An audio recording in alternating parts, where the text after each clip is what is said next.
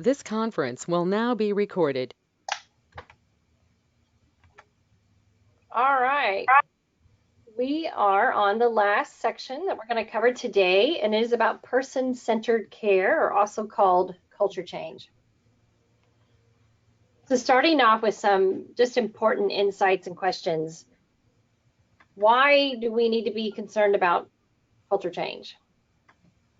So the first one is increase in the number of potential residents. There are 79.6 million boomers, and I will write those answers in there. 79.6 million boomers.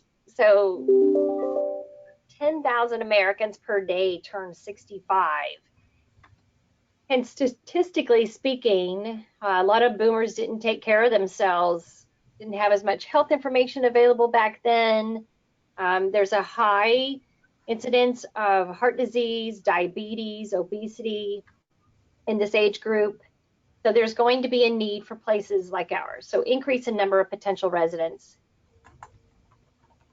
Next one. If I can spell. The next one is there's a change in consumer expectations, and the baby boomers are known as the me generation. They have different expectations than residents that we take care of today, definitely different from 5 years ago or 10 years ago. Typically, this is where I will ask the class, how many of you actually drink coffee for breakfast? And every year, at least half the class, says no, they don't drink coffee for breakfast. So if they drink soda, pop, or pop for breakfast, whatever, do you have that available in your community that your resident could get a Pepsi at 5:30 in the morning? Have other things available that they might want to drink or eat. All right, the next one is we do it in order to survive. When everyone else is doing it and you're not going to be around. In order to be competitive, you've got to do it. So the next one.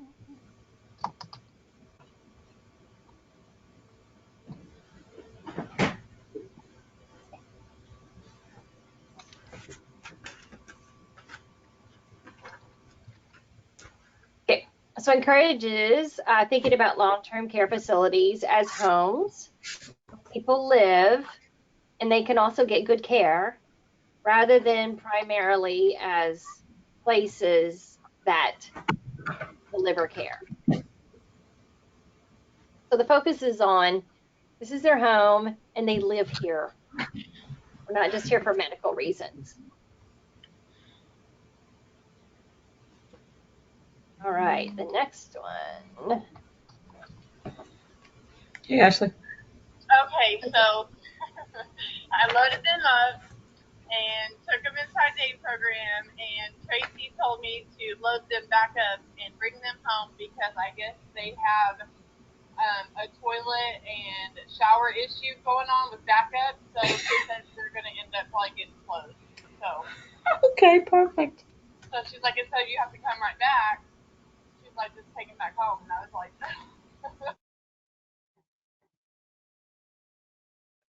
Okay, that was interesting. I muted her for you. Oh, okay, thanks. All right. Sorry, someone's having a bad day there. Okay, so the next one is that it de-emphasizes the institution. It's not about the fact that we're a facility or an institution, and it emphasizes, and I obviously wrote the wrong word, it emphasizes the person. And then last but not least, we do it because it's the right thing to do. Our folks deserve for the focus to be on them. All right. So scrolling down, this is where I need you all to put some answers in the chat. But This is a great exercise to do with your staff. So we're asking, who am I? So tomorrow, you yourself, you are moving into a long-term care facility. What do you want caregivers to know about you? What is the most important thing to you in your life? What are you most proud of? What do you want in your new home? And what is absolutely non-negotiable? So we'll take a moment here for people to submit some answers through the chat. You're moving into a nursing home. What's important to you?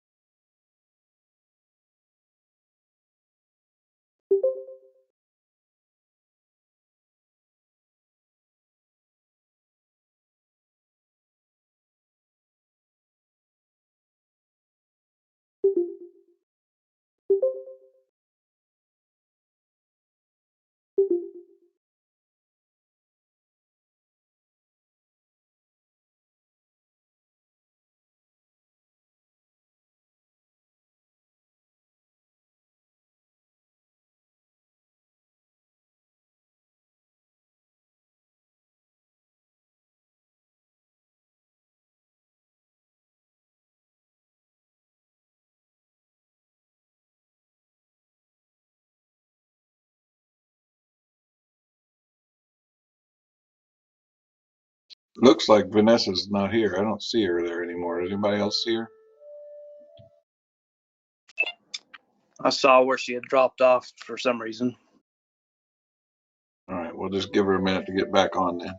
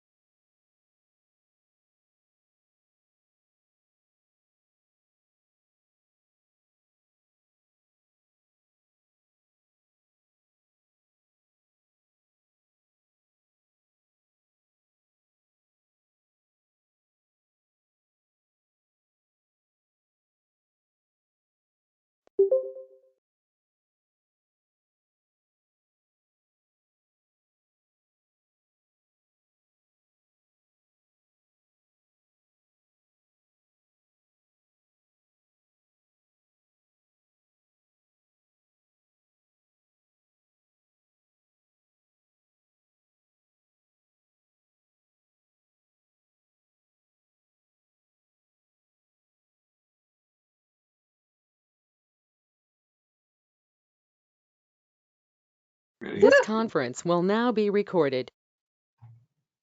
Shut my door real quick. I am so sorry.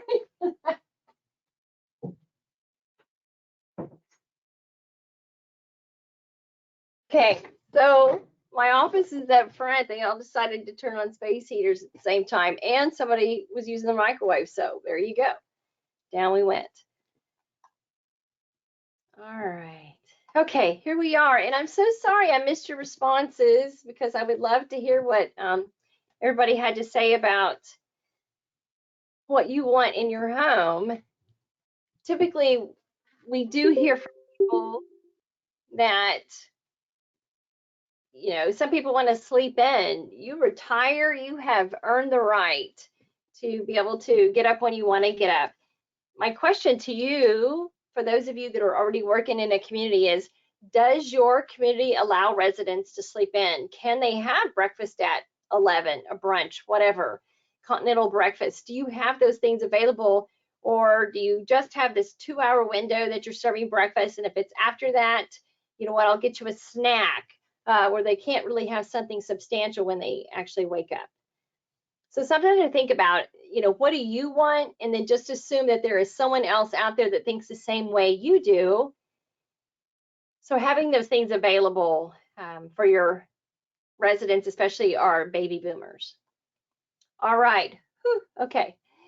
So down at the bottom of this page, I would like for you all to participate in this exercise. Is again, another great one to do with your staff.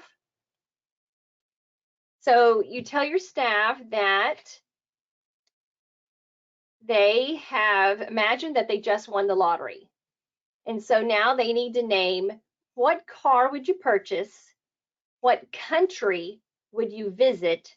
What cuisine would you order when you're on vacation? It doesn't have to be native to that country. And what celebrity would you take with you? So just take a few moments, and whoever's brave, go ahead and send us your answers. What car would you buy? What country would you visit? What cuisine would you eat when you're there? And what celebrity do you want to take with you?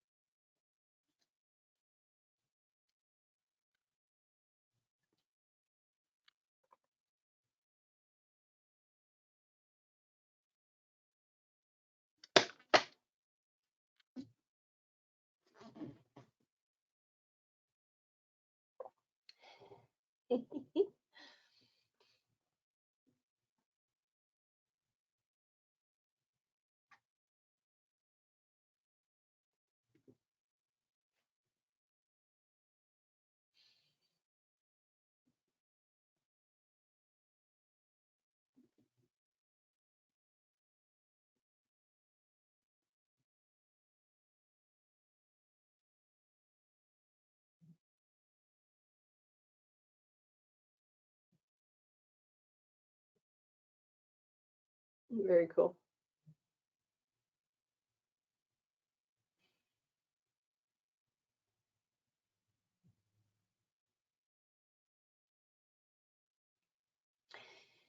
Awesome. Thank you for those that provided some answers. Ah, yes. Someone funny. Yeah, I agree.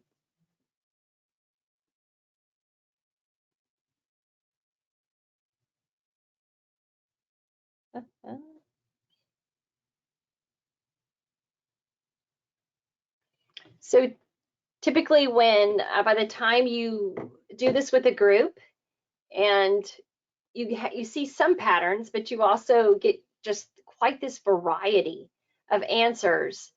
So of course, the point being that everybody has different likes. And do you have Italian food in your home? Do you serve steak in your home? Do you know people? So a couple of people listing comedians or certain types of music. Are those things going to be available to your residents coming in? How can you make those things happen? How can you bring Italy or Australia to your home? We love doing theme days, and it allows our residents to try food from that country or to just enjoy learning about that country. And so how do you make things happen for people? I remember we had a resident that moved here from Florida, and she was so upset and hated to leave her home. And she, would talk about how she was homesick and she had dementia. We went in and we decorated her room with a palm tree and a big sun on the wall and left it up all the time and different things just to make it look tropical, just to kind of say to her, we wanted to bring your home to you since you left your home and that kind of thing. So awesome. Lots of seafood folks out there. Do you have, variety of seafood available to your people? So good job, thank you. But again, just a good exercise for your staff to kind of step back and realize that people have different likes just like they do. And if they would want that, if they were moving to a nursing home today, then how do you get that to them? All right. It's another interactive one, and this is probably my favorite exercise of all, especially with your frontline staff, your housekeepers, your dining service, your nurse aides. Good for all clinical staff, but looking at the world from the perspective of the person, and how would you feel? So let's just start with number one. All of us have folks that have dementia in our nursing homes, and so think about somebody who has dementia. So this is you. You are the resident, and you are asleep in a chair in your home currently today, where we're all getting to sit and be comfortable. Suddenly, you are woken up by a person that you have never seen before, and they are trying to undress you. How do you feel?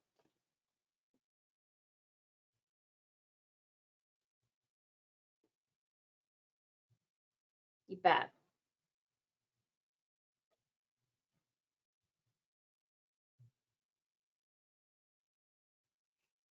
So great answers. Fighting mad, you bet. Pissed off, frightened, scared and mad, scared, violated. Definitely. So this is how our folks that have dementia, that's how they feel. So how can we approach that differently so that it's all about them, where they are at that moment? There are some great resources out there. We'll talk about one is, and I'll write it in the chat.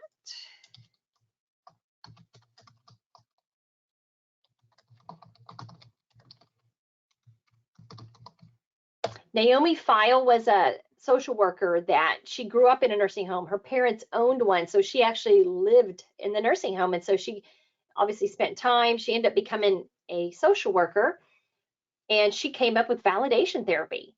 And her theory says, meet them where they are. Get down on their level where they can see you. It's kindness, it's slow movements, it's finding out what's important to them, and approaching it from a different approach than probably we don't get taught so much. CNAs, they go through 2 weeks of training, which is not enough for them, to really understand what's the best way to handle this type of situation. Oh, love it, love it.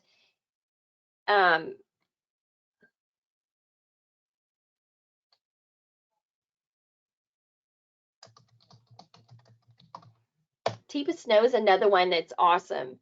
And she talks about a great way to approach people. She uses a gym system, and if they fit into this different gym, different ways to approach them. But one of my favorites, she talks about when there's someone who maybe still walks with a walker or they're in a wheelchair. Either way, many of our elders are kyphotic, and they tend to look down, and they are a little bit hunched over forward, don't have great posture as they get older in life. And we approach them and they can't see us, so it's like when you're further away and maybe they can see you, or we get down, we kneel down where they can see us, and then we approach them calmly with this underhand motion that you're reaching out, and it's non-obtrusive. You don't come up from behind them and go, okay, we're going to go to the dining room. They're like, whoa, what just happened, kind of thing.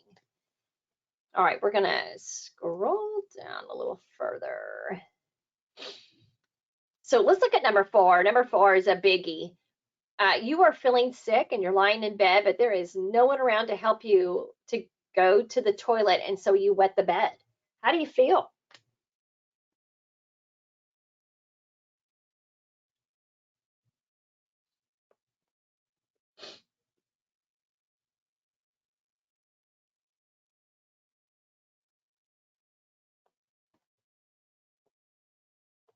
That's right, ashamed, embarrassed. And so many of our residents, even those that have dementia, awful, they still feel embarrassed. And so being sure that when that aide or the nurse comes in to help that resident, that they don't go, oh gosh, I just changed the sheets on your bed, or I was just in here, why didn't you tell me you needed to go? And so training them that they have got to go in and show grace and be kind and tell that resident, it's okay, we'll get you cleaned up, it's not a problem, and change the subject. Talk to them about something else while you're performing a duty, a task that is intimate, so that they aren't feeling embarrassed and things like that. So great answers. Okay, here's the last one, but let's look at number 9 together. You're late for picking up your children from school and you're in a hurry, but the person won't let you go. How do you feel?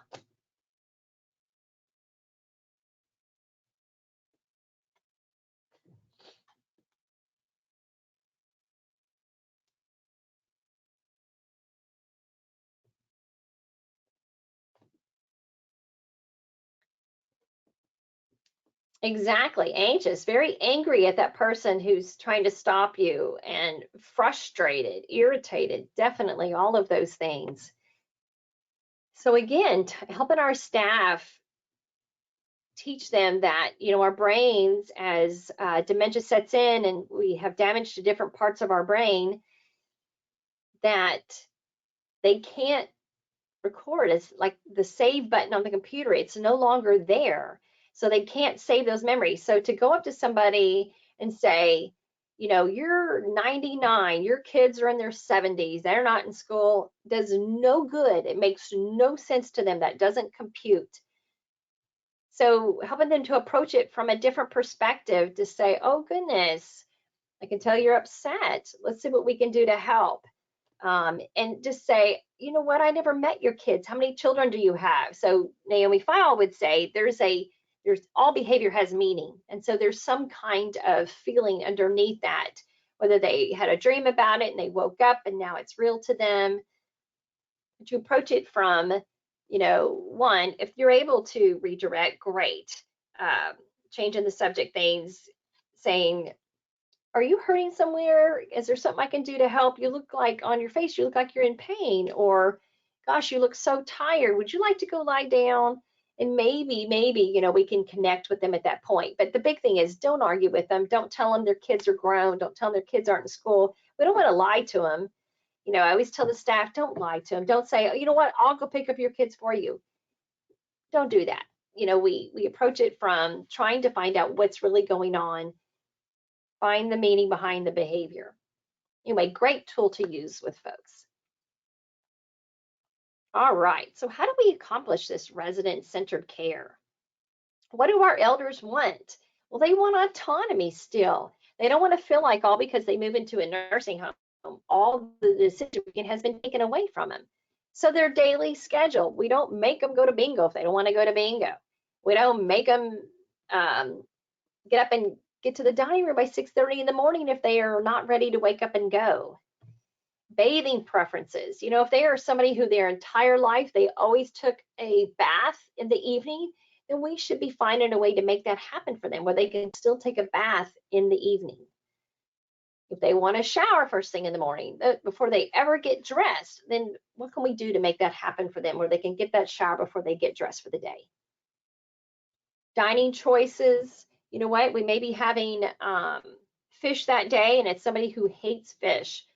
Just making sure there's something alternate for that person. Maybe they don't even like to smell fish, allowing them to eat in their room that day so they're not in the dining room with all those other people who are maybe having fish.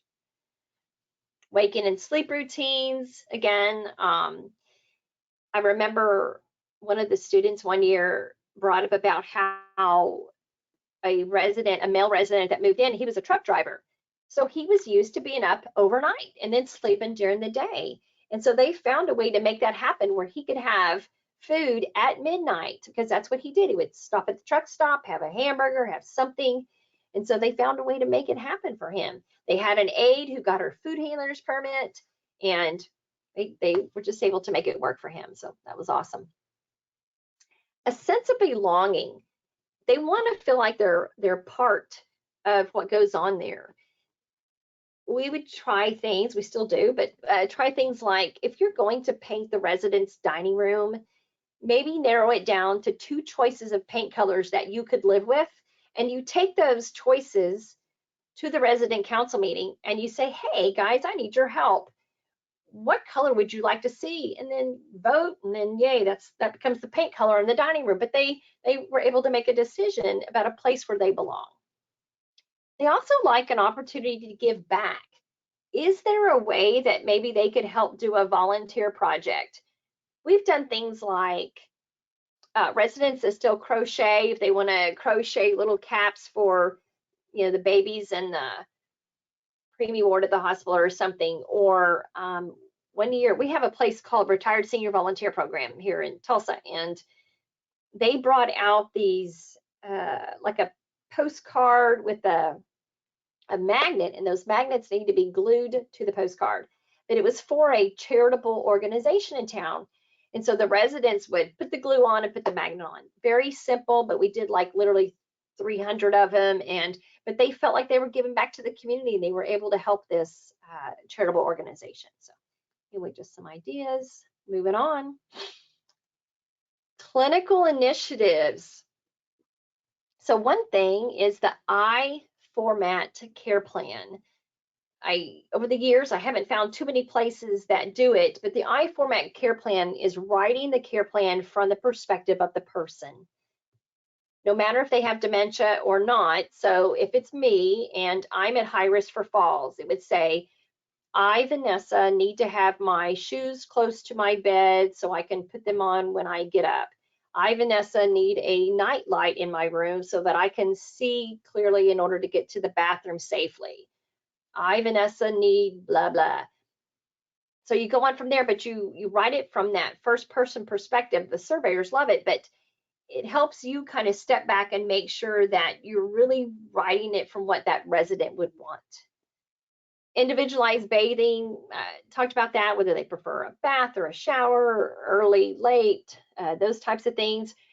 You know, it's not too expensive to make your shower rooms look a little less institutional just by adding some colored towels or something in there, some good smells. And it doesn't have to be anything that you necessarily use, right? But they just create this ambiance of it's not so institutional looking. The other thing is making sure people are really looking at quality of life versus quality of care.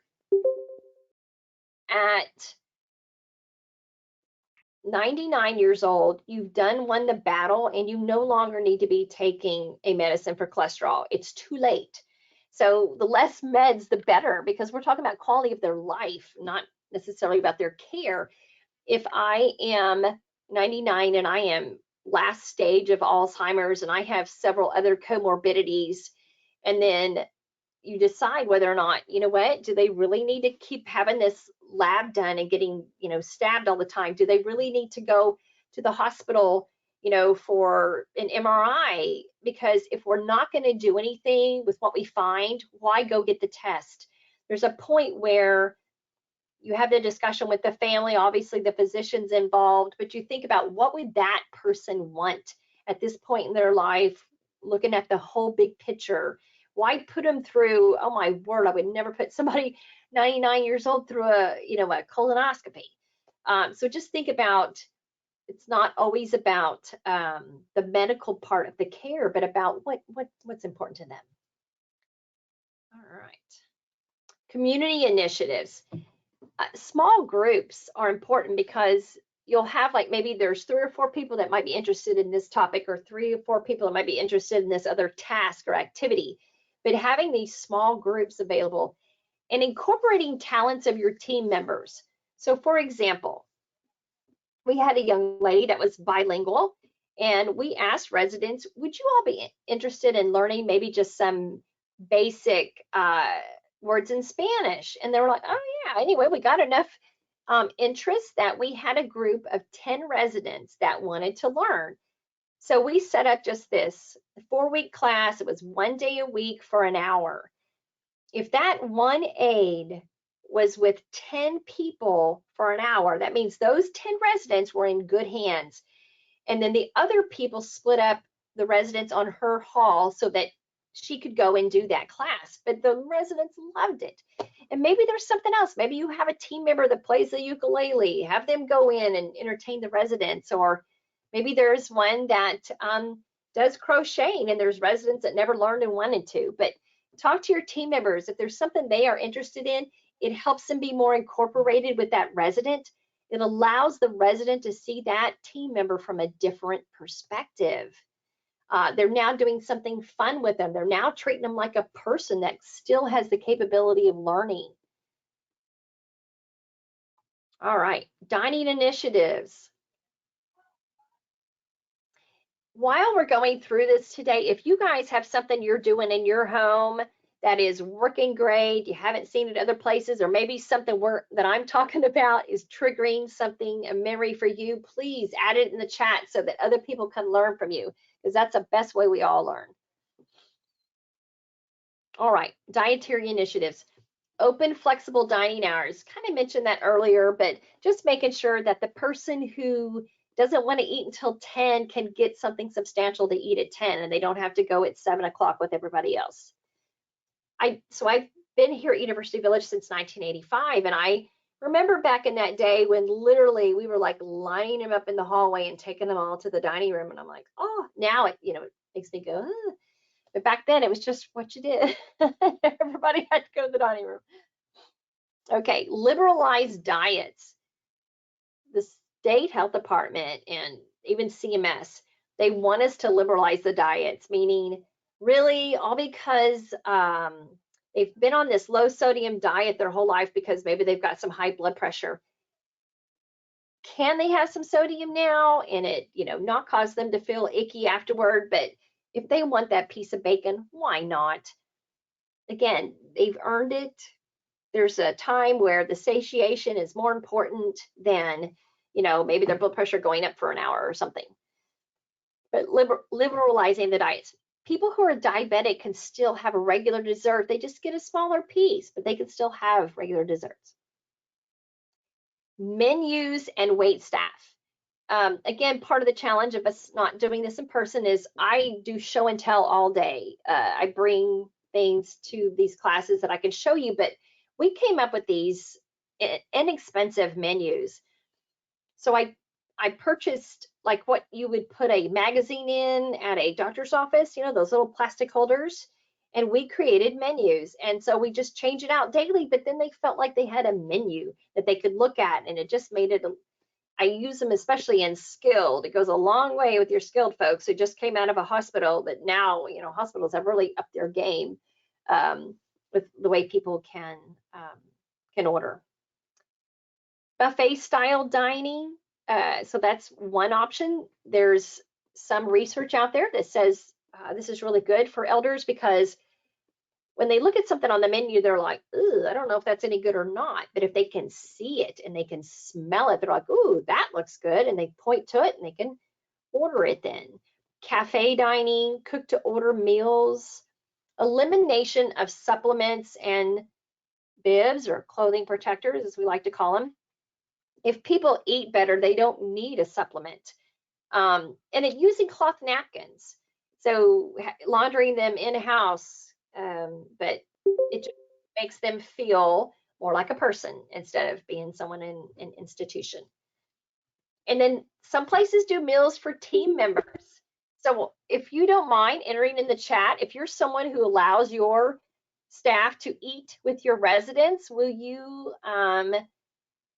tell us, is it working? Do your residents eat better? Do your residents like it? Tell us something about that process. I will tell you that here, we allow our staff to have a drink with them when they're in the dining room, but I haven't quite gone as far as the meals. I worry, I just have this picture of, they're eating and then the residents not eating or mixing up spoons or something crazy. I don't know. I haven't quite, stepped over that line, but if anyone's doing that, if you wouldn't mind sharing.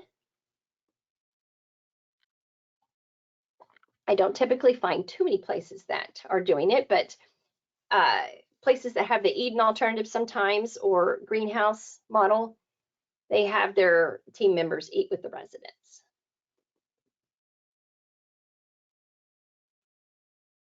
Our staff eats all meals with the residents. The assisted diners enjoy the interaction and they seem to eat more of their meal. I can see that. And staff seems happier. I can definitely see that. I can see how, staff sometimes feel so rushed and we don't ever want them to feel like they can't get a meal, because if you don't take care of your staff, then you have nobody to take care of your residents. So I love the concept. So one of these days, I'm just going to have to rip off the Band-Aid and go for it. So I love it. And then obviously the bonus and the most important thing is the fact that your residents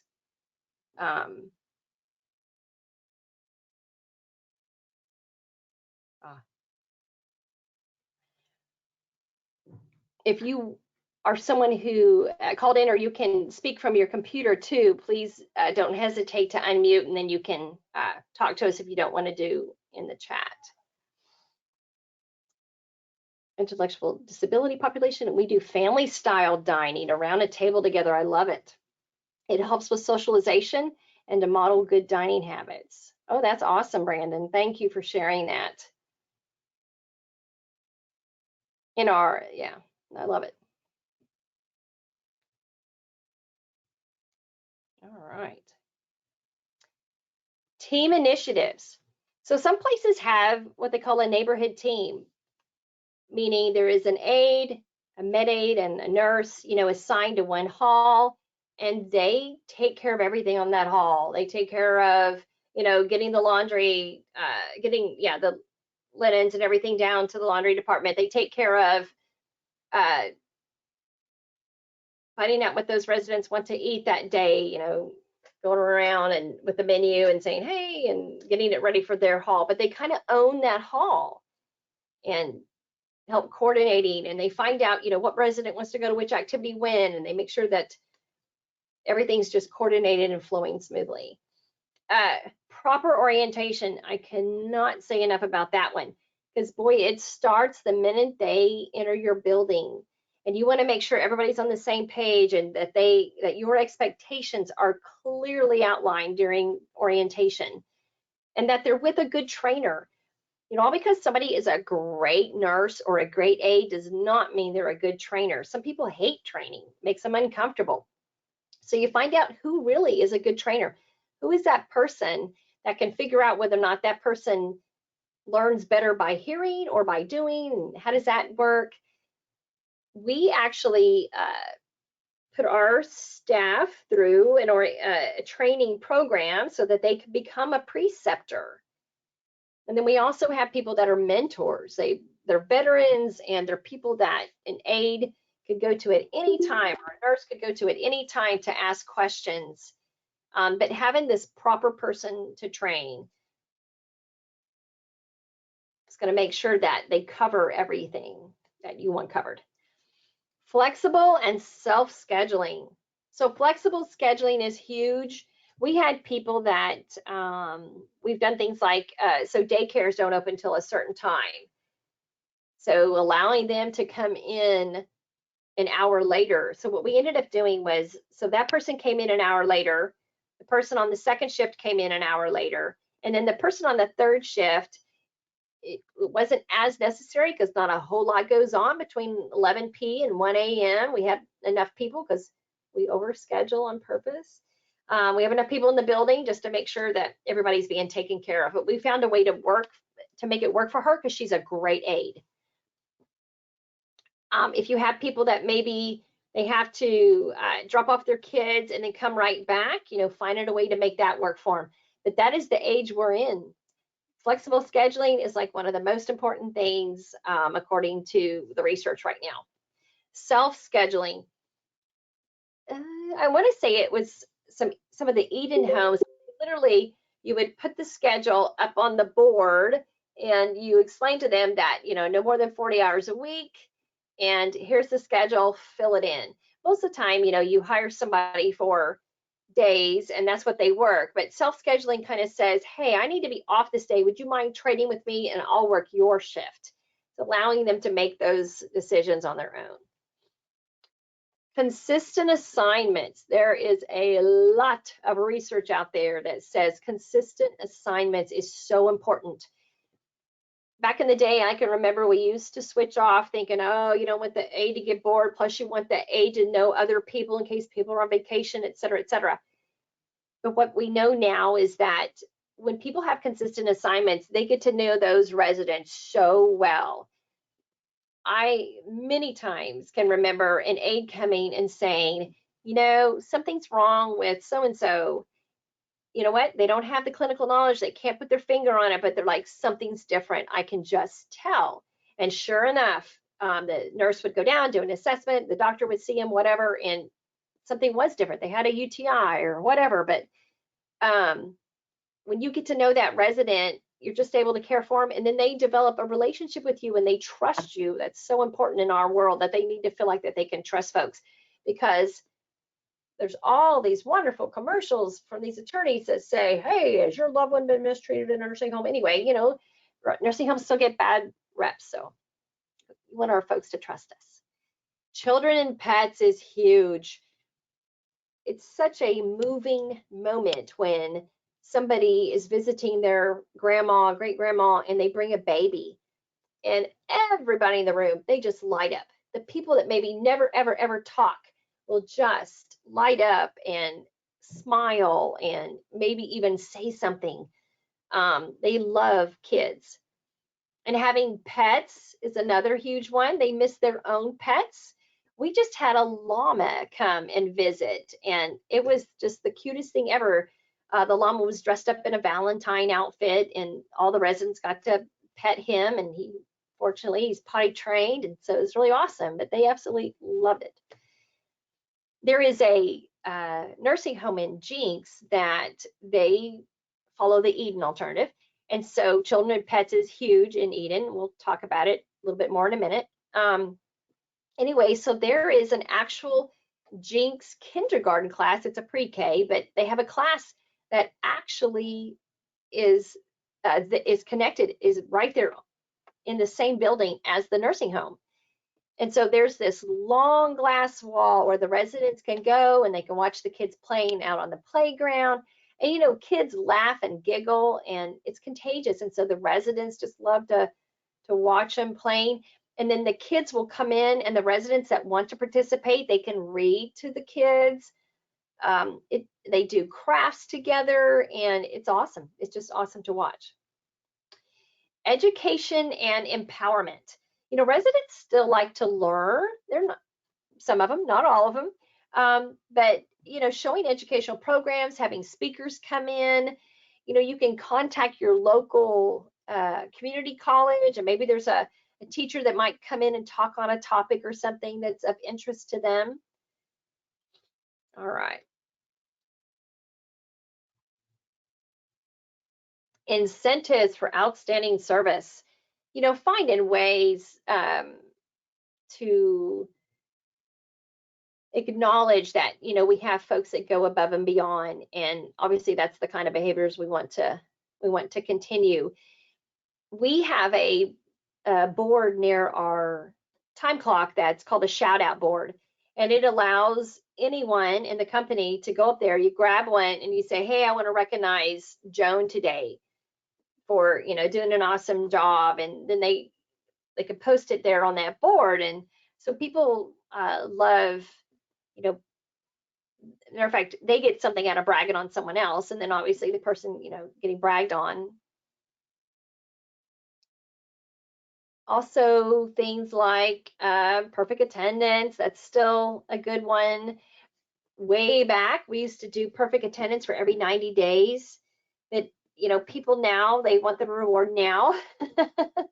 And so finding ways to incentivize people for different things in a shorter period of time. Mentoring's huge. Everybody needs a mentor. So trying to point out and make those people, the mentors, you know, the good thing is they need to pay attention. And when they see that someone's struggling, especially like someone who's a brand new aide, just got out of, you know, training, if they can see they're struggling, going back to them and going, hey, if you feel like you might want some more training on such and such, let's do it. Let's set it up. Or just saying, hey, I noticed you doing this. Have you thought about trying this? But it's just making sure, because if they're succeeding, we all succeed as a team. Otherwise, you know, everybody's having to do someone else's work. Neighborhood guides, kind of mentioned that earlier, but just having one person that's in that neighborhood who kind of coordinates everything. Caregivers treated the same as residents. Again, take care of your staff, they will take care of your residents. They need to know that they're appreciated and that we understand we need them. Okay, organizational initiatives. Top down versus a flattened management structure. So top down, when you think about the pyramid, there's like the owner or the board of directors, and then you have the administrator, the director of nursing, then you have maybe supervisors, charge nurses, and then you keep going. You've got your med aides and your aides, and then down at the bottom, you've got your residents. And so literally the flattened management structure is you flip that pyramid upside down. And so now on the top is the residents. And the residents really do guide more about what happens during the day, what activities. You know, we schedule a certain activity, but what if the residents, they do it just because it's something to do, but it's not really something they like? Let's don't do it. They need to make a decision about what would they like to see, what do they want to play, what do they want to do. Menus, you know, we schedule menus based on cost and what we think is going to be popular, but have we asked them? If nobody likes the stir fry, take it off the menu, put on something else. Then from there, when you have this upside down pyramid, under the residents are the aides. They're the closest to the floor. They see the residents more often than anybody. It's getting their input about, you know, what is really needed. Hey, we need another lift. Let's get a lift. We need something. Let's find a way to make that happen. Having community meetings.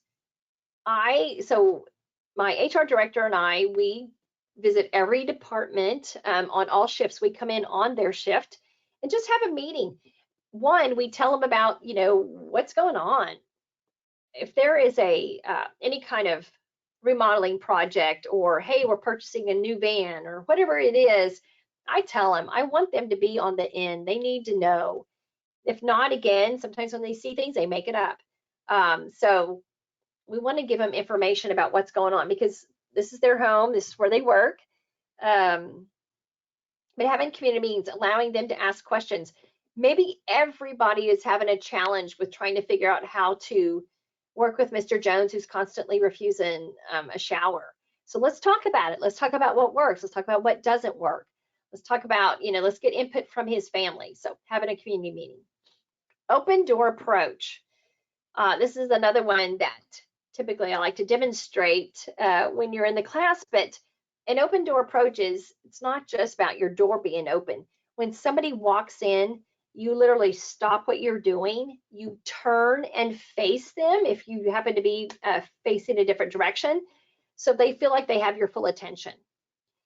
If you truly are in the middle of something that you need to get done, then there is a polite way to say, Joan, I really want to hear about this. This is important to me.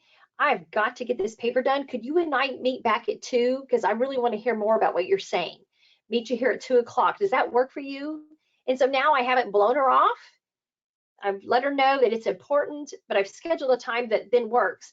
If I am able to talk right then great, let's do it. Let's, be flexible and let them know that it really is important what they're saying. Okay, managing versus coaching. Managing people when they already know what to do and maybe something isn't quite going right. So doing more coaching is the goal, because when you're first trained, either one, if you're brand new, it's so much information and you're trying to accommodate and assimilate all this info. And most people want to do a good job and maybe they forgot. And so it's just kind of doing a coaching going, hey, you do this so awesome. I wanted to follow up with you about this though, and say, let's try this. And here's why we do it this way. Or maybe it's somebody who has worked a ton of places and it's breaking, old bad habits. And just say, addressing that person, same thing, and going, you know what, this is what we try to do here at UV. We feel like it's really a bonus for our residents. It's working well, but it's just kind of coaching them back to where you want them to be. If they still are purposely just going, not going to do it, well, that's a whole nother problem, and we go on from there. But everybody deserves to be coached initially. Most adults don't want someone, first infraction, and they're coming up going, this is a write-up and you need to sign it kind of thing, right? Because we're all adults. All right.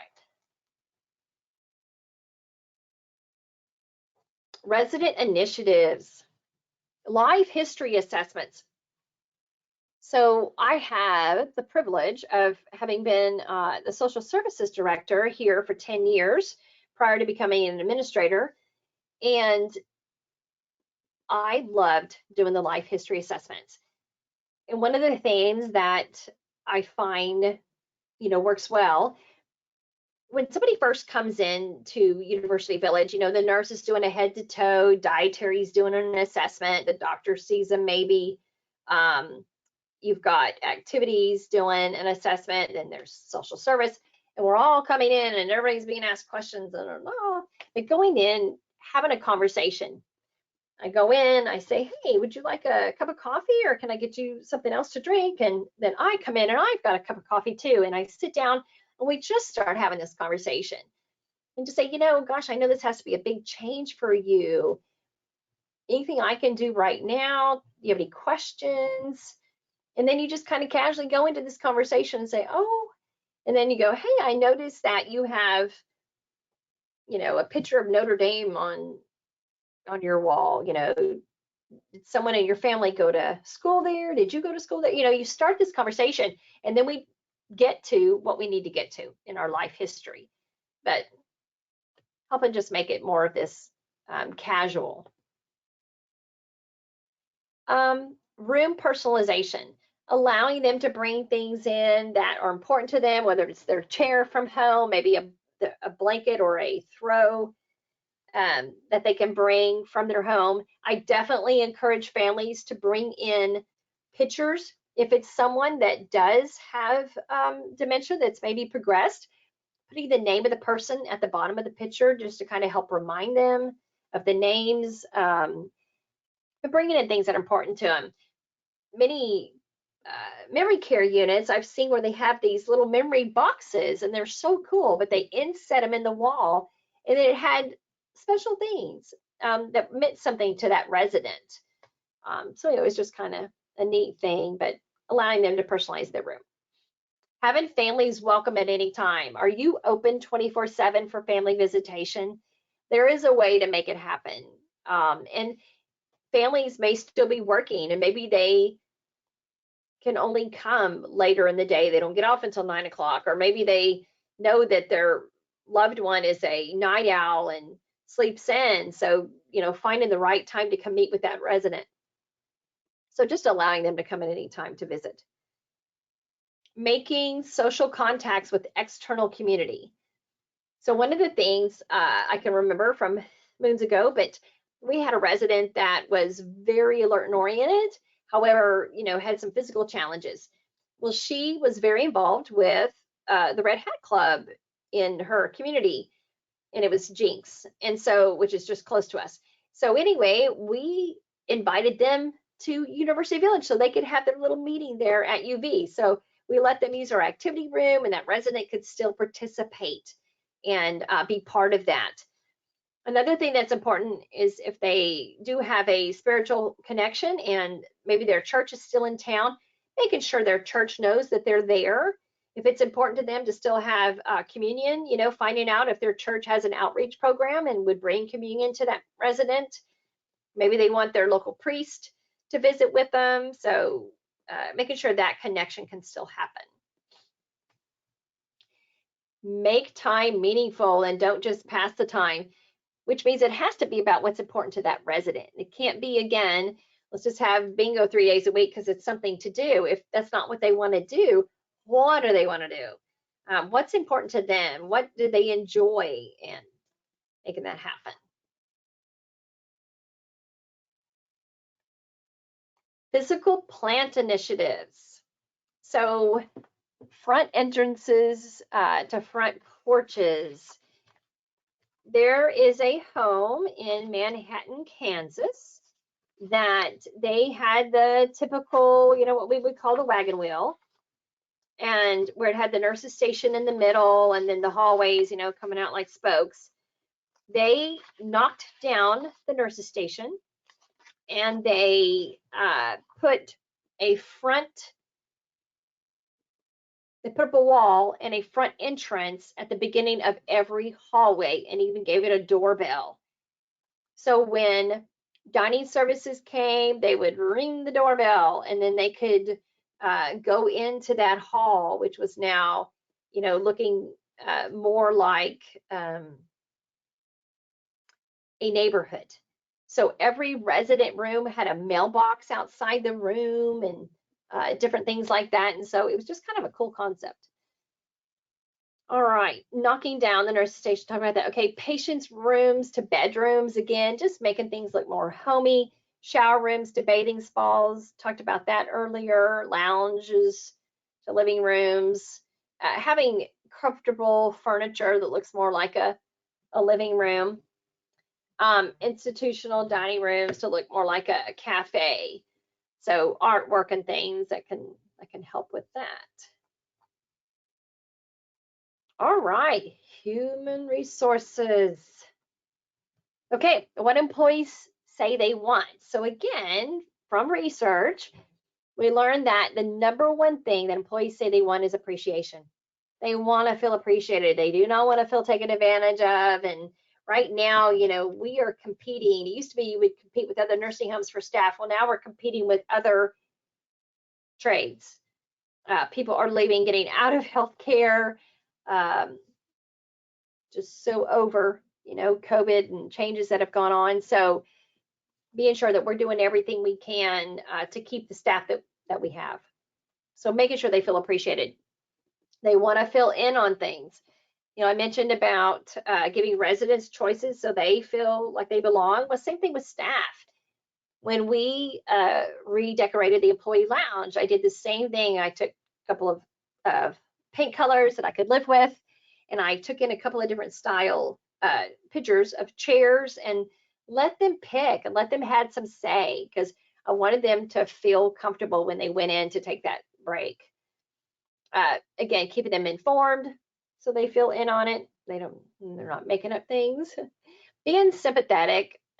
Everybody has a life outside of your community, and realizing that we want them to be a good parent to their child, and we want them to be a good spouse and all these things, because if they're healthy there, that comes with them to University Village. So sometimes when life happens, which it's going to for everybody, how can we be sympathetic? One, like obviously knowing that 211, that's a number that people can call to find out local resources for different whatever issues. But I keep a list, and it's just my resource page, and it has things like where people can get help with utility assistance or rent assistance or medical care. We are fortunate in Tulsa, and I know Oklahoma City has the same thing, but it's mobile medical vans that are run by a charitable organization, and it's free. It's completely free, and they purposely go to lower income housing places where that reach the people that need assistance and aren't getting it. But just having this list of resources available that you could just print out, hand to them. People also want to have job security. They don't want to feel like at any moment now, they're going to lose their job because they're always being threatened. So they shouldn't have to worry about that. Again, you want them focusing on the residents and making it a good experience for your residents. Fair, good wages. We keep on top of what other people are paying and making sure that we are being fair and have good wages. Keep the work interesting. Again, I tell people that when you come in the building, the first 10 minutes will make or break a shift. So all of us have to just step back and realize that you don't know what happened this morning. Maybe somebody got a phone call about the death of a family member. Maybe somebody almost had a car accident on their way into work, or did have a car accident on their way to work. Maybe you just don't know. You don't know what happened before they got to the door. So if they come in and they're not their cheery self, or maybe they say something that's a little bit off, show some grace. Let it go. Just remember, we're all here. We're on the same team. We're all here for the same reason. Just kind of helping the staff remember those things. Promotion, growth opportunities. So we love to promote from within. And so if there's an aide that wants to become a med aide, then we will sponsor them. We'll pay for it. If we have somebody in dining services or housekeeping that maybe wants to become an aide, again, we pay for that and sponsor them. If there's somebody in maintenance that maybe wants to go and learn HVAC, well, that's just a benefit for you. And so we help sponsor that. Depending on the cost of the programs, we do things like make them sign a 6-month contract or a year or whatever, so that if they leave prior to the end of that contract, then they proratedly pay us back based on how much we paid out. Personal loyalty to the workers. They want us to be loyal to them as well. It's kind of like, everything works both ways. Good working conditions. Boy, one of the biggest ones I can think of is, we need to have the materials that they need to do their job. It always breaks my heart when I interview an aide or a nurse and they, literally want to know if we have enough linens in the building. I'm like, what? And they're like, yeah, it's so frustrating to have to go around and look for whatever. And I'm like, oh my goodness, yes, we have plenty of linens. We have plenty of lifts. We have what you need to do your job. You don't have to worry about those types of things because that's huge. They don't, time's always a frustration because everything we do, you have to get done in that 8 hours, right? So we don't want them worrying about those kinds of things. So what can we do to make it a good working condition? If there are potholes out in the parking lot, get them fixed. Again, because those are just little things that frustrate people and they can take away from them being the best that they can be at work. Tactful discipline. One of the things, that we all learn is that all because you're a charge nurse does not mean you know how to take charge. So taking the time to train our nurses on how do you best, communicate with people to get the best performance out of them. And so obviously we are praising in public, right? And doing any kind of tactful discipline in private and approaching it from the right way. And I love telling the nurses, the sandwich method is great. You start off with, Susan, this is what you do great. I love the fact that you blah, blah, blah, blah. Here's one thing I'd like you to work on, or here's something I noticed and I wasn't sure if maybe you had questions about it, you weren't sure how we do it, blah, blah, blah. And then you end it with, again, I just want to thank you, Susan, for, all the ways that you blah, blah, blah. So we're just finding a healthy way to kind of address some of the things that need to be addressed. I feel like we're running through this. I'm sure we are. All right, attendance incentives. Given a bonus for no absences or tardies. Just some ideas. A bonus for 2 or fewer absences during the first 90 days, or no absences for 3 months results in a day off with pay. Things like that. Stay bonuses, are kind of where people are going instead of a higher on bonus, having a stay bonus and appreciating the people that are already there working for you. Fair and consistent attendance policies. Being fair is huge. I do tell staff that policies are in place for a reason, but they're also not law. They're not written in stone. And sometimes as an administrator, you are going to have to make decisions that are the best for that situation, because there's always going to be something that's like a one-off and things happen and maybe people need time to get some kind of situation taken care of. So you allow them that time off, and then they come back and then they're a great employee. And don't allow people to pick up extra shifts if attendance is a problem, because you don't want to send a bad message to them. Involve the employees in setting attendance parameters. So if you have this great employee and something's going on and you're like, you know what, you're a great employee, what can we do to kind of help improve your attendance? Is there a way we can get you to where maybe you're just missing, 30 minutes a day, or, if something like that, and see what they can do to help be part of that solution.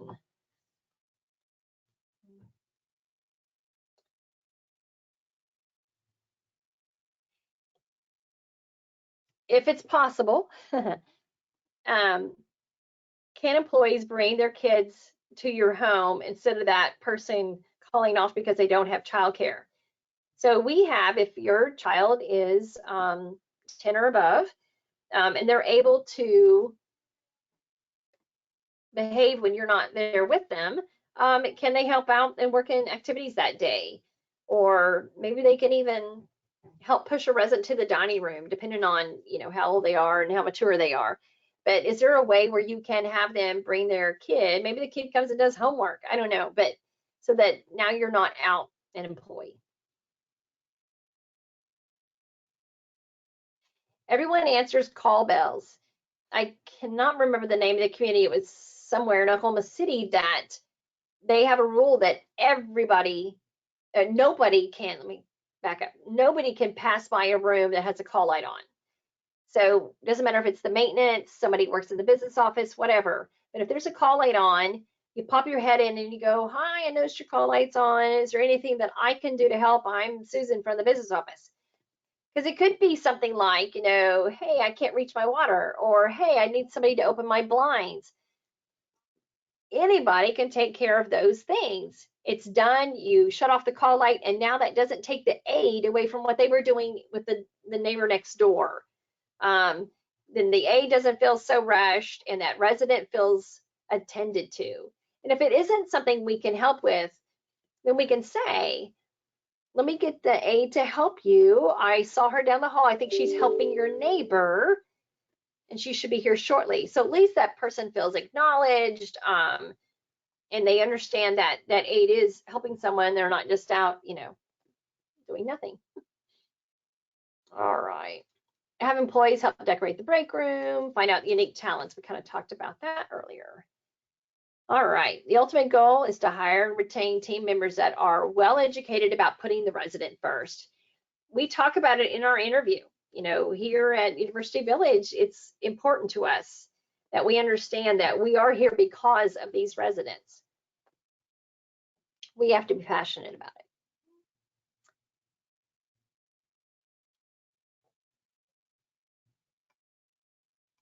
All right. Advertising for that right person. So one thing you can do is have an employee referral program. So we pay employees so they get, if they refer someone that stays 90 days, they get a bonus. If that same person stays 6 months, they get another bonus. And if they stay a year, they get a third bonus. Bonuses are cheap compared to the price of turnover. So it's worth it. It's worth it that, one, your employee is going to invest in that new person staying so they can get their bonus. And they're going to refer people that they know will stay. So they're going to refer somebody good. And then try to continually grow your own. Again, making sure people know that there are opportunities for growth at your place. Networking with other communities. I've had people that, so 2 people were, great candidates for the social services position. And we picked the candidate that we thought was the right fit for our community. And then I found out a neighbor home was looking for social services. And so I referred them. I was like, one, I want you to have somebody good taking care of your residents too, because those folks are just as important to me. But 2, I'm establishing this good relationship with this community that's near me so that they'll do the same thing in return. If they have a great candidate that they don't have a slot for, they'll refer them to me. Share the recruitment challenge with your team. Maybe your staff has some ideas. If you have a turnover problem on one specific shift, there's a little bit of cancer going on in that shift. I mean, there's somebody stirring the pot, somebody's running people off, something's going on. And go to that team and go, hey guys, what's going on?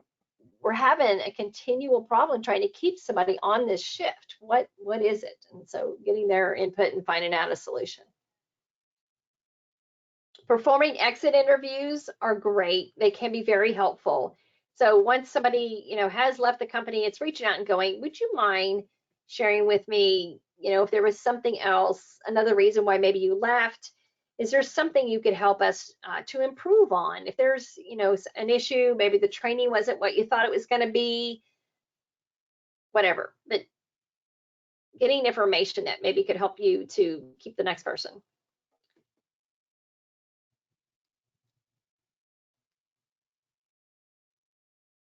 Hire for talent, not for skill. If you can hire for heart, you can teach the skill.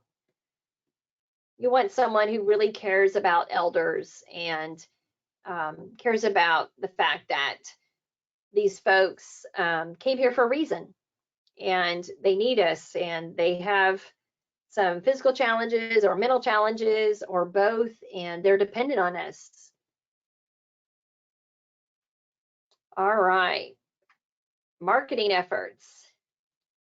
When you think about tours, like whoever it is that's giving your tours, whether it's you, social services, admissions person, if you have a marketing person, when that person's giving a tour through your building, the staff need to know how important it is for them to speak up and say hi, and for them to always smile, because we're always on stage. These people are looking at us. Why would they want to bring their loved one to your home if everybody looks sad, your staff don't look happy, your residents don't look happy, they look unkempt.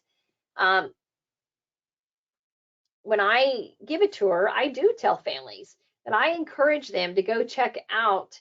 If you're going to check out other places, go on the weekend, go in the evening, go when there's not as much staff there, because that's what's going to happen when your loved one's there at that time.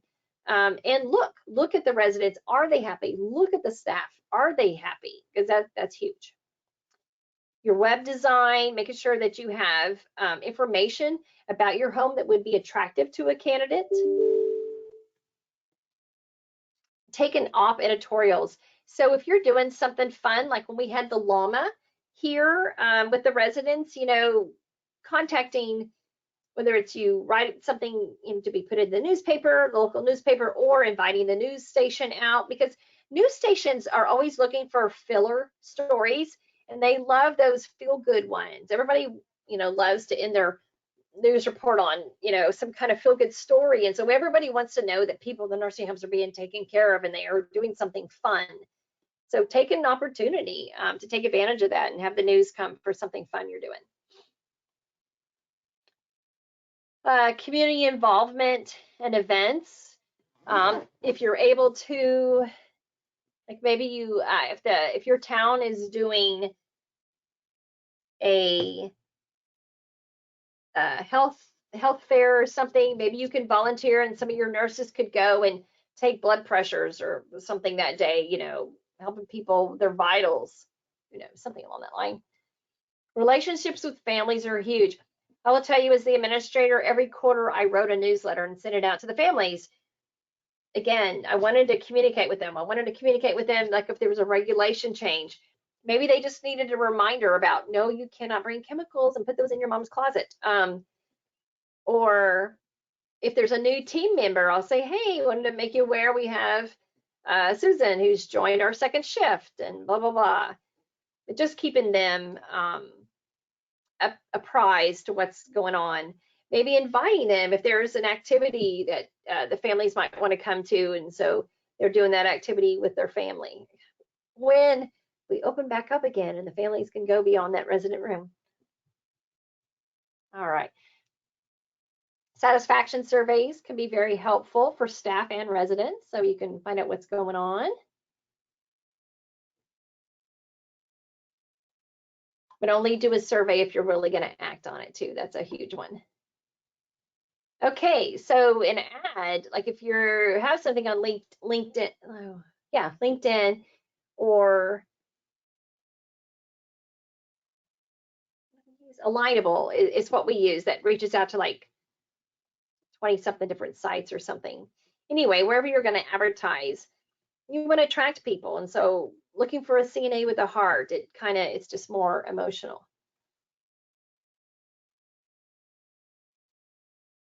Letting people know it's an all hands on deck, a person-centered approach, educational opportunities, that's important to share. All right. If you have several applications and you can get people to look at them and have the aides give some feedback, there are some places that have the aide and or a resident in the interview. Obviously, we're teaching people about what you can and can't say and can't ask in an interview, but you know, some people have good guts, and it's really an opportunity for that resident to be able to look at someone and say, you know, are you someone I can trust to take care of me? And boy, if I were that nurse or aide, I would certainly feel obligated to do my best. Letting someone tour the place when you interview them, allowing them to kind of tour your home so that they could see that your residents are happy and that your staff are happy. You know, it used to be you would get 5 applications and you chose the one you want, and people really wanted to come and work for you and they really wanted the job. Well, yeah, it's not so much that way these days. And we are competing for those people that they don't go on to the next home or the FedEx or whoever, Amazon. All right. Orientation. it's so important to make sure that people understand what is expected of them. Having an interactive orientation is very helpful, so they're not just hearing blah, blah, blah, blah, blah for 3 hours. Related.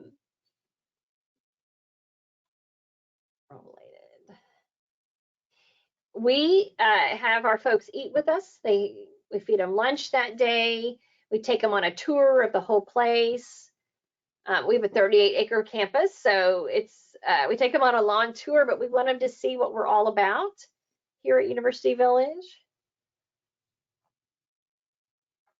We have all the different department heads come in and meet everybody and welcome them. All right, job coaching. So in an informal way, of course, just giving them encouragement, acknowledging what they're doing. Person-centered goals include that when anytime we're coaching people, again, focusing on it's all about the resident and what we want to do for them. Clint Mon is a great resource. He started out as an aide. Back then they called him orderlies. And then he worked in maintenance, and then he was an administrator for a long time, and then now he has his own job. He's a consultant. But at his site, he has a lot of free materials.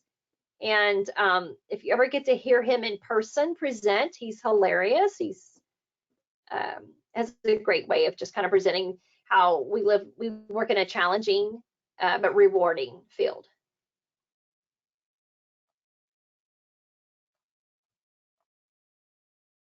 All right. Again, if you have any questions, please don't hesitate. Either unmute or put it in the chat, and we'll address them as we go. I want to talk a little bit about Eden Alternative with you. So Dr. Bill Thomas, he was a medical director in New York back in the 80s and the 90s. And in New York, it's not unusual to have nursing homes that are high rises, but very old buildings, institutional looking, definitely. And so he would go and he would see how, they parked all these people in the lobby and they just all looked sad and depressed, and nobody was talking to him and people were ignoring him. And he was like, oh my goodness, there has to be a better way. So he came up with first, in 1992, he came up with the Eden Alternative. So he said it's so important that we are including animals, plants, and kids in our homes. And so if you are an Eden home, maybe you can share with us about maybe some of the animals you have. But like over in Jinx, they have a Grace home, and all the Grace homes incorporate Eden. And so they have birds, and residents, if they want a bird, they can have a bird in their room. They have a cat. And so when they hire staff, they tell them in the interview, if you come here, you will take turns with everybody, and we clean out litter boxes, and we feed the cat and things like that. And if it's maybe a home that has a dog, same thing, you're letting them know, people are expected to have to take the dog outside, on the different shifts and things like that. So anyway, animals, that's a big one. Plants, people have plants in their home, so we want to bring plants into their home here, but having greenery is just healthy. And then kids, talked about that. Even if you don't, have that opportunity to have, a kindergarten class at your home, but invite kids. So you can call a local school to see if their kids would come and perform, sing, Christmas songs at Christmas, or maybe do a play that the kids are working on. Kids love it, and your residents absolutely would love it as well, but incorporating kids. We even have things like we have this school that's kind of diagonal from us, that their kids will make Valentine cards or just make cards from time to time, or maybe they did a craft in the class that they want to give the residents. And so they bring them over and they hand them out to the residents, and it's awesome. It's just wonderful to watch them do it. All right.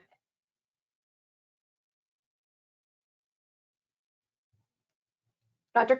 Thomas came up with what he called the 10 principles of the Eden Alternative, which is attached here. But basically, he just said, we have to be about the residents more. One of the things he pointed out with the pets, he said, you just don't bring in a pet and go, okay, here's a pet. He said, have a plan. Same with the plants. You want to make sure that you're keeping everything healthy, and to make sure you have a care plan for your pets as well. All right. He talked about, so one example that I had read was, maybe they wanted like a park bench out in the courtyard, and they can be expensive, but maybe that's a great Eagle project, is to call, a local group of Eagle Scouts and say, hey, is this a project you might want to take on? We need a park bench, but it needs to be wheelchair accessible. Maybe there's, seating on one side, but the other side it's wheelchair accessible or something like that. So just kind of tapping into resources out there. One of the things he found, after having an alternative open, is that the residents were happier. There was less staff turnover as well, and then decreased use of psychotropic medication and less resident and family complaints. So you can get more information at this website here. So moving ahead to 2003, Dr. Thomas wanted to keep going with, how can we continue to be more resident-centered? So he came up with the greenhouse model. And he purposely built his very first one in Mississippi because Mississippi had the lowest Medicaid reimbursement rate. He wanted to prove to people that it doesn't take a ton of money to necessarily do these things. So he built this greenhouse. And so basically, it was a house that had a maximum of 10 residents. And one of the neat things, I guess, about the regulations is that what he did was he had several houses all on the same campus, and he counted it as one nursing home because the regulation didn't say all the residents had to live under the same roof. And that way he was able to have one administrator, one director of nursing, one social service person, one risk manager, and they just would go home to home to home, to check on everything and make sure everything was going like it's supposed to. So each house had 10 rooms. Every resident had their own private room and a private bathroom with their own belongings. And then they had access to the other areas of the house. And they did like right here, Brandon said, they do family style dining where everybody comes to the table and eats together and the food's in the middle. And so, yeah, pretty cool. He had less schedules, eat when you want and take a bath when you want, or shower and those types of things. Again, same thing. He saw good results. He even had a waiting list for people wanting to live there. And he even had a waiting list for staff that wanted to work there.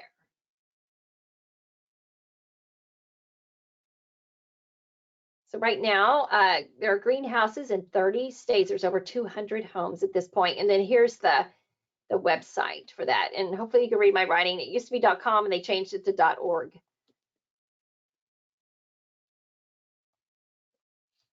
PACE. So PACE is another alternative to being in a nursing home. PACE stands for Program of All-Inclusive Care for the Elderly. So it looks, you have to be eligible for Medicaid services. So it looks at people that are lower income and provides services that these people would otherwise get in a nursing home.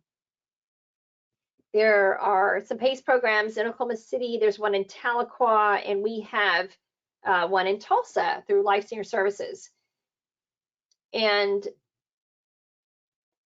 people can, so in the morning, the PACE program, they get paid per resident based on what that resident needs. But they call them participants or clients, but participants is what they call them here. So this participant still lives in their own home. whether they live with someone or maybe they have home health services that come in, but they stay living in their own home.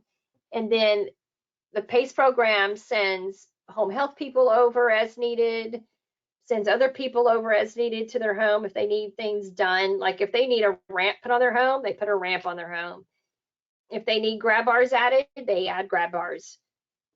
They pick up the person with their lift van and they bring them to the PACE center, where it's like they have adult day services there so that the person can eat, they can receive physical therapy if that's what they need. They have activities there. The physician is there so they can see the doctor there. There's a salon, anything they need. Like if a specialist is brought in, whether it be a cardiologist or a psychiatrist, but those people come to them. If they need to see a podiatrist or the dentist, all the services come to them at the PACE program, and then they're taken home at the end of the day. So neat.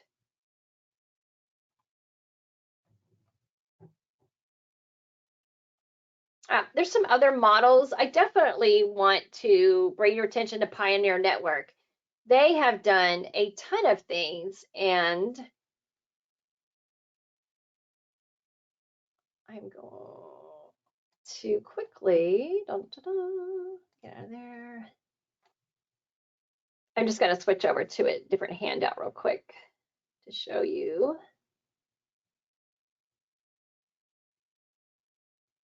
Maybe. Come on, Nessie.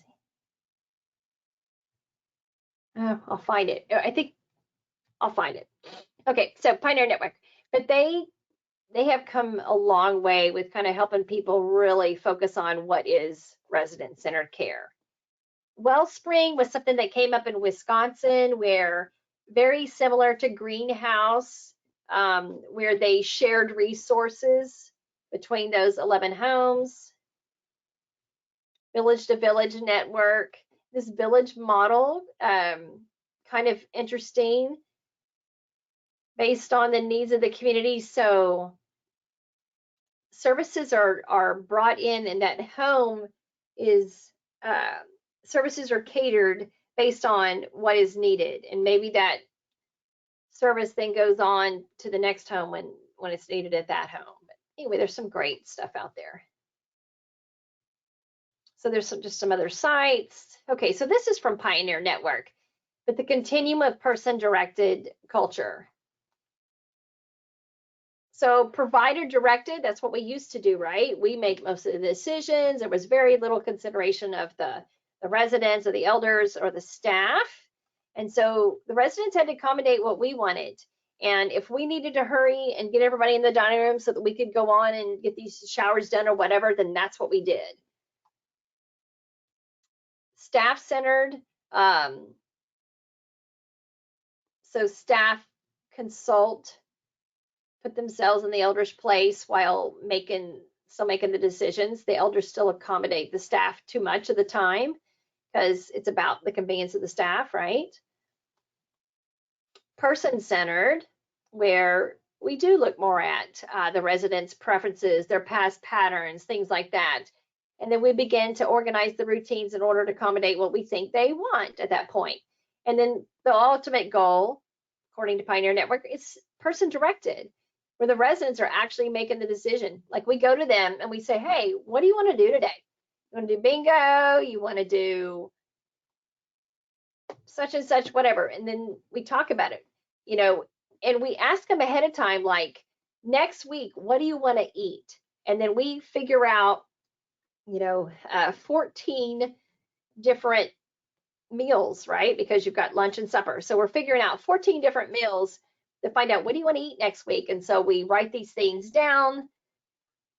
Obviously, with a lot of our folks, especially the ones that have dementia, it's difficult to come up with something on your own.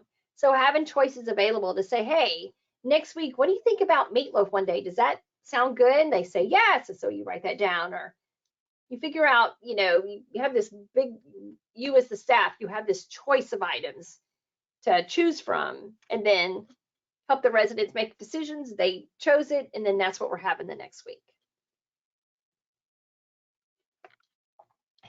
So I have an example for staff-centered, heading toward person-centered. When I was an administrator, I hated that we had, so this is back in the 90s, but we had trays, right? The food came from the kitchen on a tray, and we took the tray to the resident in the dining room. And I was like, I hate those trays. I want to get rid of the tray. So I went to the staff and I said, look, I really want us to try to, you can take the tray to the table, but then take everything off the tray and set it up in front of them so it looks like a real dining room, like you would have at home. You wouldn't have a tray at home. Let's try it. And oh my goodness, some of them are like, it's going to take too long. I don't want to do it. And I said, look, let's just give it a try. We'll time it. We'll see what it takes. Anyway, so we tried it, and sure enough, it didn't take any longer than the normal meal. So I had the staff bought into it. Most of the residents, or all the residents but one, they didn't care. They were like, oh, okay, it's kind of cool. But this one gentleman, he was like, I want my tray.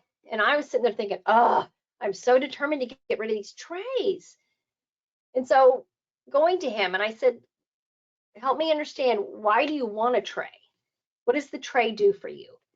And so he, with his arms, makes this motion where he's kind of like trying to point out to me that he wants his space. He feels like he wants his space while he is in the dining room. That was important to him. And the tray provided, this outline, this space. And I was like going, okay, what can I do? And so I'm like, aha moment. And I was like, placemats. Got placemats. We tried it. He was like, oh, this works. It was a win-win. But that was like looking at elder preferences, past patterns, and going from there. But that was my moment of, going to person-centered back then. Okay. All right. Applying the continuum person-directed culture to specific practices. So like when somebody first comes to your community, and one of the things we do is if we know that someone's, showing up at 2, we make sure all the staff know, hey, Mrs. Smith is going to be here this afternoon at 2 o'clock, so everybody be ready. So that when they see, whether it's, IMSA bringing this person in or a family member wheeling their loved one in, that people will go up and go, hi, are you Miss Jones? We were expecting you. I'm Susan. And they're greeted, and it looks like, oh, wow, you want me here. And we introduce them to a roommate if they have a roommate and go, hey, I want you to meet, this is Maxine Jones. She's your roommate. Maxine likes to play cards. Maybe that's something you guys might enjoy doing together or whatever. And then when it's time to go to the dining room, you just don't wheel them in there and then walk away. You take them, you introduce them to the table mates and go around and make it feel like it's, we really want them there. We want their whole first day just to go smoothly. And then not bombarding them with 100 questions, on their first day. Kind of spreading that out. All right. So one of the things that this specifically says, like instead of calling it an admit, like you would have in a hospital, we say, Mrs. Smith is moving in today. So just using different language. And that is one of the handouts that I have. Trying to watch what language we use. Oh, definitely getting away from the word diaper, but using a brief, disposable brief, things like that. Instead of saying, the feeder in room 302, it's the person who needs assistance with moving in, moving out. That's what I was thinking. It's kind of cute. Oh, so this is a big one. For whatever reason, some of our staff, they get in bad habits of calling someone grandma, sweetie, honey. And remembering to use their name. If they want to go by their first name, or maybe they want to go by a nickname, great, but it's up to them.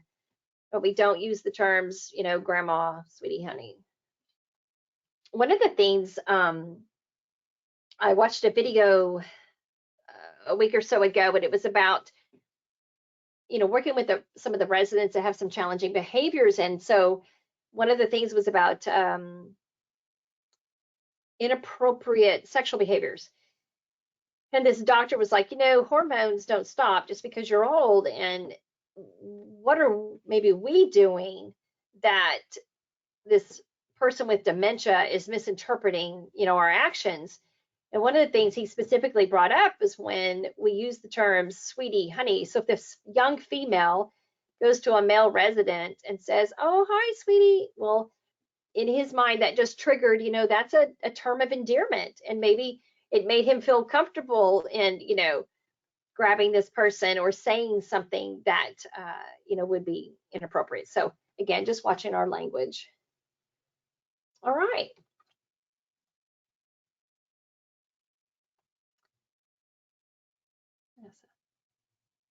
Okay. All right. Care assignments.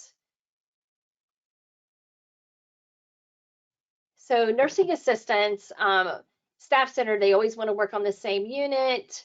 The nurse hands them an assignment of residents for the day, which might be different from the day before. In a person-centered, the nursing assistant, they always work the same group of residents.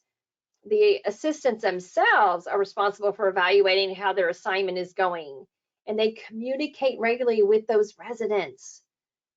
And then person-directed, the nursing assistants hold a team meeting to begin self-scheduling consistent assignments concurrently.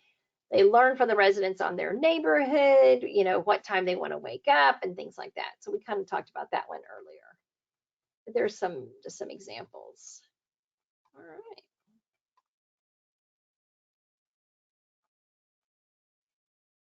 Some no-cost ideas to advance your culture change journey. Just a handout for you to look at later. All right, let's look at some regulations and how they support person-centered care. So exercise of rights, this one's huge, but the resident has the right to exercise the rights as a resident, a citizen of the United States. It's all because they come to your home, they don't lose their rights. They still can have say. They're able to express themselves, or we find out from the families, you know, what's important to them, but they still have rights. Dignity.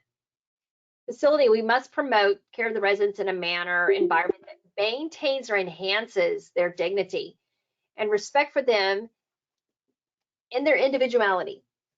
So I'll tell you that 1 year, I don't remember, when I was an administrator, and this surveyor gave us a dignity tag. And I am like, you have got to be kidding me, because I'm thinking, you know, my background is in counseling, so it's like a huge issue for me. So she wrote us up because a resident had their name on their shoes. And I went to the surveyor and I said, with this resident, number one, we care planned it. And secondly, the wife wrote his name on his shoes because for him, the fact that he could find his own shoes is huge.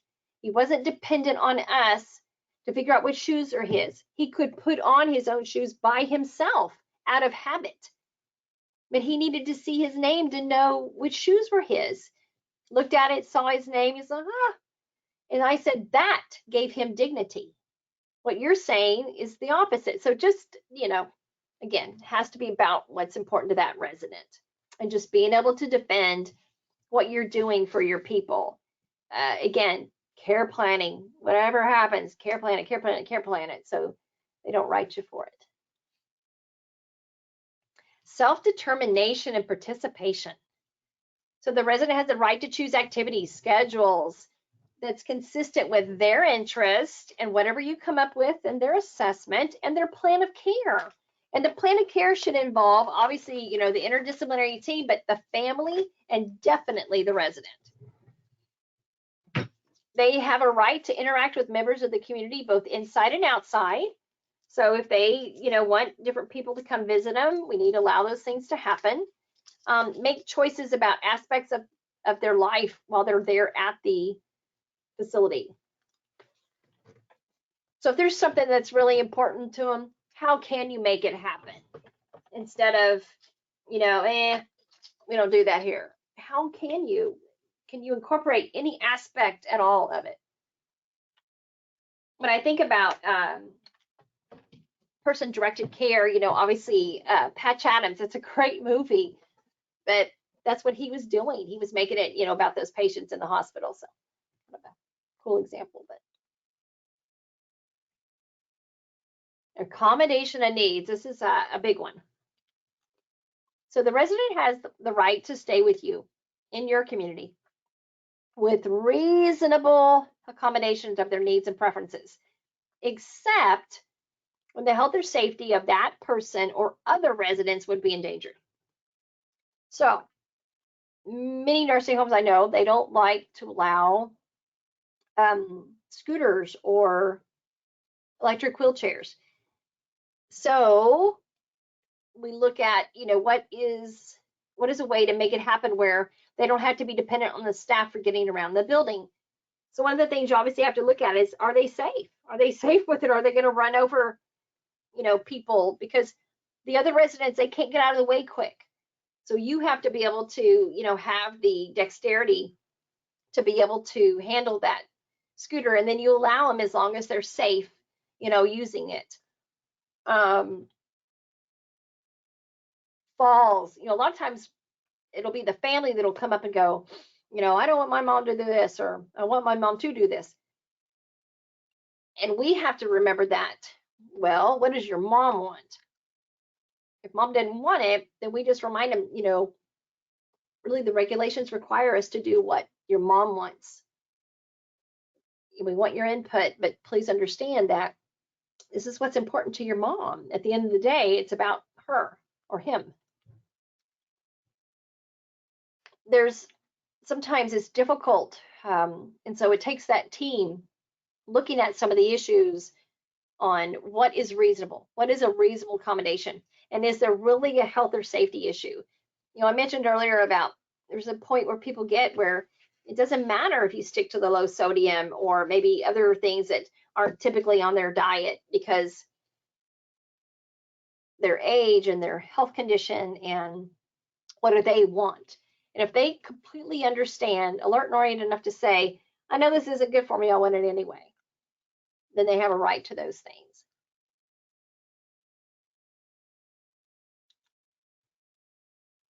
Okay, so we're first asking, how do we identify residents' preferences? There is a mandated format for assessing resident preferences. Here is a great little place to go that kind of just gives some steps outlined. Think about, when is it appropriate to not honor a resident's preferences? When is it unsafe? When is it might do damage to them or to someone else in the home? If, before the resident could make decisions about it, but now they've had cognitive decline, and so they're no longer to make those autonomous decisions, then we have to help make those safety decisions for them. A lot of times residents' preferences, they are not clearly so hazardous. Is it just something that we don't want to do, not used to doing? The resident not only wants to go outside, but they want to walk into town. So, looking at it from all perspectives of, what that could mean, right? Maybe somebody doesn't want to take a pill. It tastes bad, or maybe because of the side effects it causes. And so we're looking for alternatives that might work for that resident where it can keep them healthy, but yet doesn't have the bad taste, or we add it to, applesauce or pudding or something. Or if you can't find an alternative that doesn't have bad side effects, maybe is there a way to work around it? because each community develops its own care plan format, it's important, and it says even more difficult sometimes for surveyors to evaluate whether or not we're really accommodating them. So that's why it's so important to care plan everything you do that's specific to that resident, so that surveyors can see that we really are putting them first. Here's just a kind of a handout on process for implementation of fair and consistent assignments with the staff. So here's one, differentiating between right of refusal, choice, and negotiation. So we have used negotiated risk contracts. There's a lot of controversy on whether or not they're legal. For me, it puts it in writing that we all tried to come to this table together, the family, the physician, the resident, the team, and say, you know, you're wanting something that we would not typically advise, but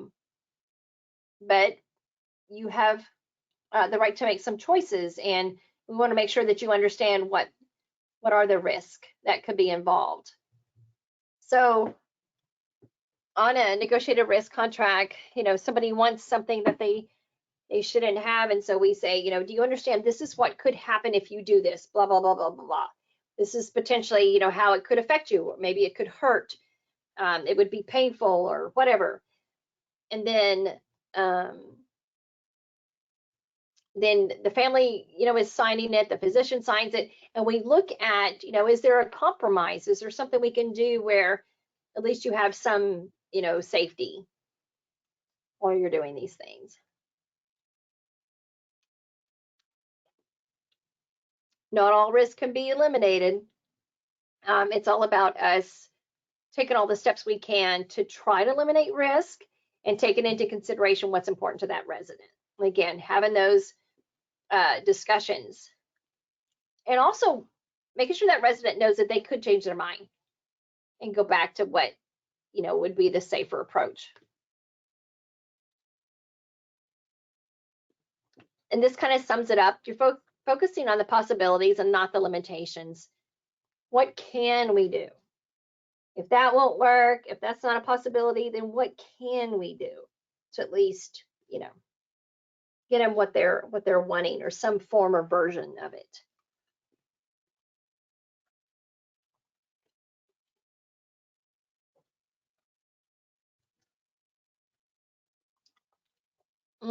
So here's an interesting one. I remember one of you put in the chat that you wanted a rare steak would be the food that you would order, which, you know, the state health department doesn't like us to do, right?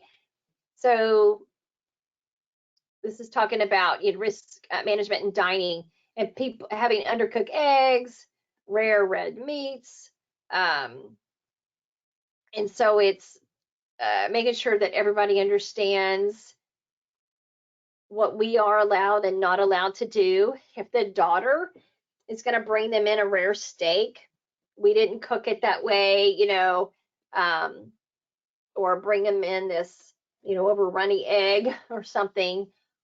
They wanted it. We document that we said, you know, it's not the safest way to eat that, but if your family's going to bring it in and you understand this is how you might feel later or whatever. All right.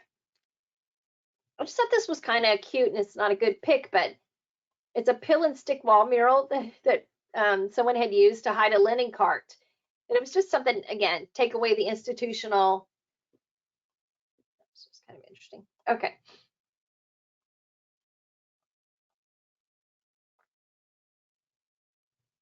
Nurse competencies.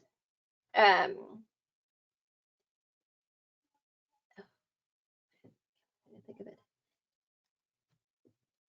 I'm going to type this in here. There's a program.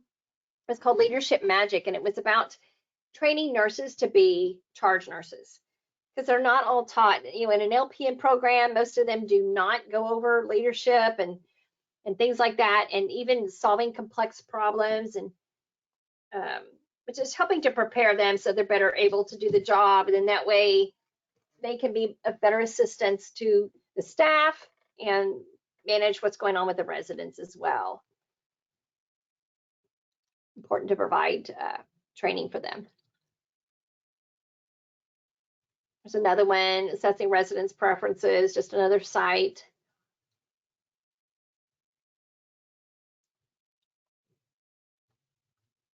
This is interesting. So relationships with the residents are shaped by the staff's relationships with each other. It's really building that community at your home. So there's a choice to make. We do an assessment. If there's no risk, great. We're honoring their choice. We're putting it in the care plan. We're monitoring it. And we reassess as their situation changes. But if we do the assessment and we find that there's risk, let's try to find some alternatives that are still acceptable by the resident. But what if we have alternatives and they're not accepted by the resident? Are they unsafe? Are there inadequate resources? We might not be able to honor their choice. Again, that's why we're trying to find alternatives, keep working on it, care plan it, monitor, reassess.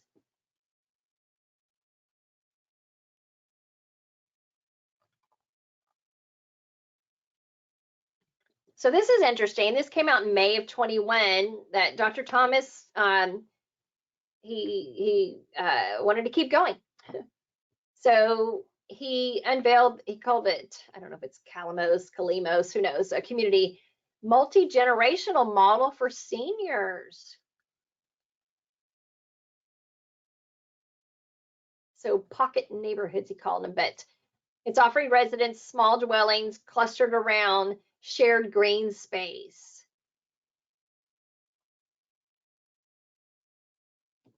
And shared household models that he says millennials call, co-living. Kind of cool. That one's still kind of being worked out, but a beautiful way of living based on multi-ability, multi-generational, so more than one age group living there, inclusive community model.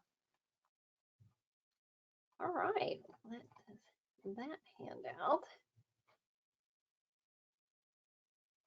I will send these word lists to you if you would like that. Let me.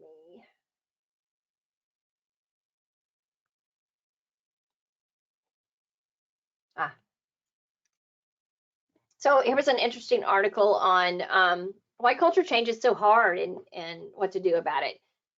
So this Dr. Barbara talks about, having huddles every day, between shift change, good communication, things like that.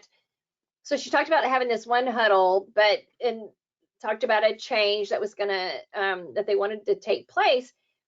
And so this young nurse saying, well, how do they expect us to do that? And someone else saying, oh my goodness, we're already stretched too thin. And then someone else saying, oh, don't worry, I've seen these things come, they'll never happen, they just come and go. And talk about, ways that people are resistant to change. One of the things it says, you've got to get team input. You've got to get their buy-in and team input.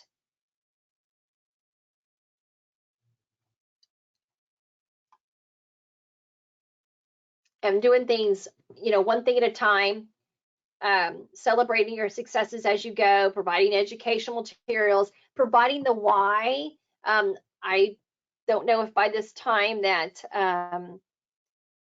if Z has gone over Simon Sinek's, the why, but making sure your staff know the why. This is why we do this. Here's the benefit to the residents. Here's the benefit to you. But people want to know the why. Otherwise, they think you're just doing another change, just to do another change.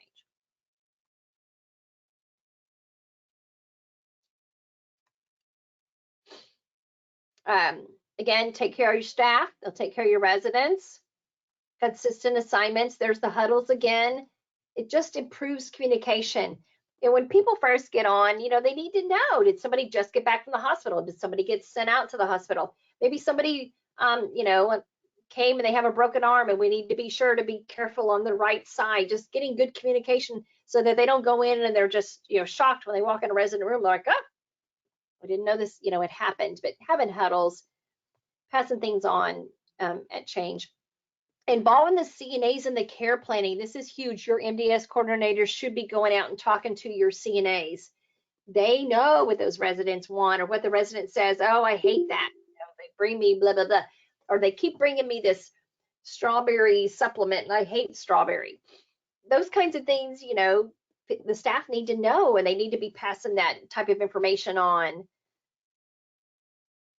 It's going from sign-on bonuses to stay bonuses. Again, really rewarding those people who are true to you and loyal to the home and they're staying with you. Instead of eating our young, which unfortunately can happen on different shifts sometimes, it has a lot of turnover that sometimes they are their own worst enemy, but becoming mentors. Instead of death by orientation video, that is so super boring, but having an active orientation where they can share their experiences. We talk about our expectations. They can ask questions, different things like that. Instead of just hiring somebody that's breathing and using agency folks who are not invested in your folks, but being selective in our hiring, you know, ask behavior questions during interviews and not just yes or no questions. Instead of disciplining for tardy and absentees, but instead rewarding for perfect attendance or other great behavior that might be going on. Anything at your own place that you do to reward your staff or to show appreciation to staff, especially during COVID, it was so tough and we all wanted to, you know, be kind to our folks and really show them appreciation. Like we provide free meals to our staff. That was a big one. Any ideas, suggestions, things that you guys are doing that has worked well for you?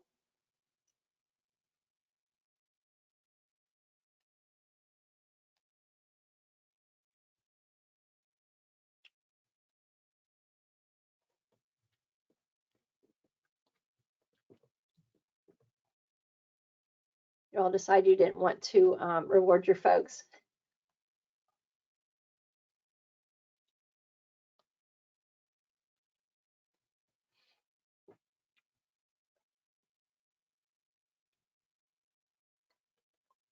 On tough days, we definitely do things like bring in Subway sandwiches or pizza, different things like that. You know, that they want us to go beyond that, but once in a while, those things, you know, say a lot to our folks that we realized it was a tough day and just wanted to say thanks. We try to do something for every little holiday. Like we literally took a cart around the whole building for Valentine's and handed out treats. We went around and did root beer floats one day, you know, taking around popcorn to everybody. Just again, just some small ways to kind of just say thanks. We're thinking of you. Because again, you take care of your staff, they will take care of the residents. Anyone have any last questions, comments? So because we, you know, missed our interactive activities that we do, we are going to finish early today. Again, if you want any of the emergency preparedness or life safety code handouts, I love sharing things with people just because I would rather share it and you don't have to reinvent the wheel, but then the way we can help each other out, I'd be happy to share it with you. So just to my email address, if you will send me your email, then I would be happy to pass those things on. Thank you all for your time today.